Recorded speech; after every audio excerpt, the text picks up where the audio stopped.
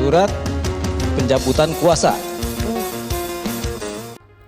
Baradae cabut kuasa pengacara Diolipa dan tim dengan surat yang diketik. Tersangka pembunuhan Brigadir J, yakni Barada Richard Eliezer atau Baradae, mencabut pemberian kuasa kepada pengacaranya Diolipa Yumara dan Burhanuddin.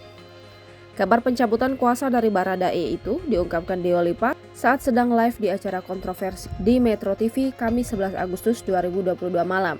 Dalam pesan WhatsApp itu, katanya berupa foto surat resmi pencabutan kuasa yang ditandatangani Richard Eliezer di atas materai.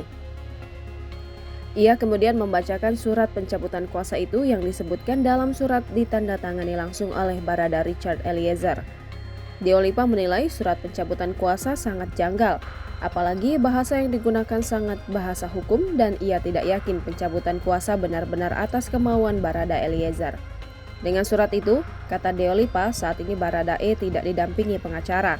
Ketua Indonesia Police Watch atau IPW, Sugeng Teguh Santoso, mengecam pencabutan kuasa Baradae dari pengacara Diolipa.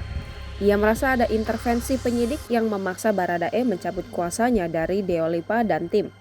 Menurutnya, terjadi konflik saat Kabareskrim mengkritik pengacara Baradae saat Kapolri mengumumkan Irjen Verdi Sambo sebagai tersangka. Menurutnya, pengacara tidak bisa diintervensi dan tidak bisa dipengaruhi. Jangan lupa subscribe, share, komen, dan like ya!